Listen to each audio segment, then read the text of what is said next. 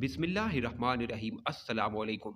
एक नहायत शातिर और माहिर चोर ने चोरी की खातिर महंगा लिबास जेब तन करके मुअज्जिज और मोहतरम दिखाई देने वाले शेख जैसा हुलिया बनाया और सराफा बाजार में सुनार की एक दुकान के अंदर चला गया।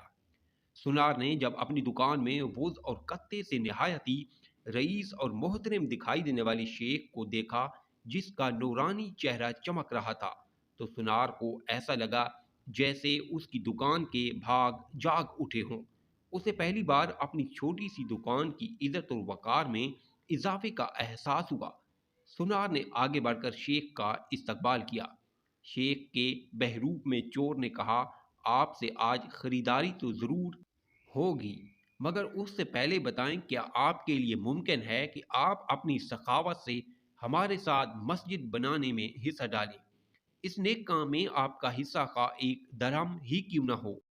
सुनार ने चंद दिरहम शेख के हवाले किए ही थे कि उसी असना में एक लड़की, जो दर हकीकत चोर की हम पेशा थी, दुकान में दाखिल हुई और सीधी शेख के पास जाकर उसके हाथों को बोसा दिया और इल्तिजाया लहजे में अपने और अपने अहलो अयाल के लिए खैर व बरकत की दुआ के लिए कहा।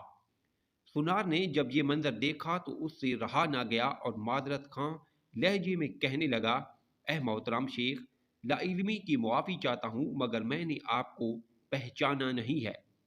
लड़की ने ये सुनकर ताज्जुब का इजहार किया और सुनार से मुखातिब होकर कहने लगी, तुम कैसे बदनसीब इंसान हो। इल्म व फजल और रिज्क का सबब खुद चलकर तुम्हारे पास आ गया है और तुम उसे पहचानने से कासिर हो। लड़की ने शेख की तरफ इशारा करते हुए कहा कि ये फलां इलाके के मशहूर व मारूफ शेख हैं, जिन्हें खुदा ने कसरत इल्म, दौलत की फरावानी और हर किस्म की दुनियावी नेमतों से मालामाल कर रखा है। उन्हें इंसानों के भले के सिवा किसी चीज़ की हाजत नहीं है। लोग इनकी एक झलक देखने के लिए बेताब रहते हैं। सुनार ने शेख से माफ़ी मांगते हुए कहा, शेख साहिब, मैं मुआफ़ी का तलबगार हूँ। मेरा सारा वक्त इस दुकान में गुजरता है, बाहर की दुनिया से बेखबर रहता हूँ, इसलिए अपनी जहालत की वजह से आप जैसी बरगुज़ीदा हस्ती को ना पहचान पाया। शेख ने सुनार से कहा, कोई बात नहीं, इंसान खता का पुतला है। गलती पर नादिम होने वाला शख्स खुदा को बहुत पसंद है।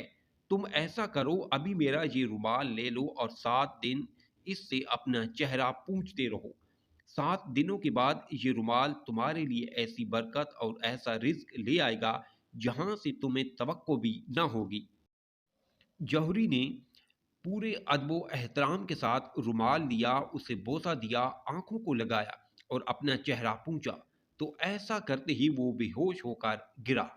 उसके गिरते ही शेख और उसकी दोस्त लड़की ने सुनार की दुकान को लूटा और वहां से फौरन रफू चक्कर हो गए।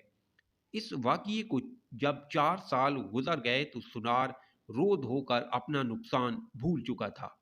तो 4 साल बाद पुलिस की वर्दी में मलबूस 2 एहलकार सुनार की दुकान पर आए। उनके साथ वही चोर शेख था, जिसको हथकड़ियां लगी हुई। सुनार उसे देखते ही पहचान गया। एक पुलिस वाला सुनार के पास आकर पूछने लगा, क्या आप इस चोर को जानते हैं? क्योंकि आपकी गवाही से ही काजी इसे सजा सुना सकता है।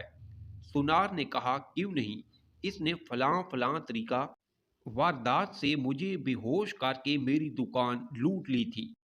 पुलिस वाला शेख के पास गया और उसकी हथकड़ी को खोलते हुए कहने लगा, तुमने जिस तरह दुकान लूटने का जुर्म किया था, ठीक उसी तरह वो सारी कार्रवाई दोहराओ, ताकि हम तरीक़े वारदात को लिख कर गवाह समेत काजी के सामने पेश करके तुम पर फर्द जुर्म आयद करवा सकें। शेख ने बताया, मैं इस तरह दाखिल हुआ और ये कहा, और मेरी मददगार लड़की आई। उसने फलां फलां बात की, फिर मैंने रुमाल निकाल कर दुकानदार को दिया। पुलिस वाले ने जब जेब से एक रुमाल निकाल कर शेख को थमाया। शेख ने सुनार के पास जाकर उसी तरीका से उसे रुमाल पेश किया। तो पुलिस वाला सुनार से कहने लगा, जनाब, आप बिल्कुल ठीक उसी तरीके से रुमाल को चेहरे पर फेरें जैसे उस दिन फेरा था। सुनार ने ऐसा ही किया और वो फिर से बेहोश हो गया। शेख ने अपने दोस्तों की मदद से दोबारा दुकान लूट ली, जिन्होंने पुलिस वालों का भेष बदल रखा था। आज हमारे मुल्क का बिल्कुल यही हाल है।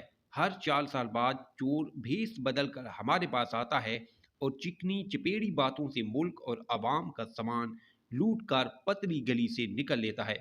हर दफ़ा एक नया मंजर, नया लिबास, नया बहरूप, नई शक्ल और नया हरबा, जिससे आवाम धोखा खाकर एतबार करती है और आखिर में मुहाफ़िज़ों समेत निकलता वही चोर है।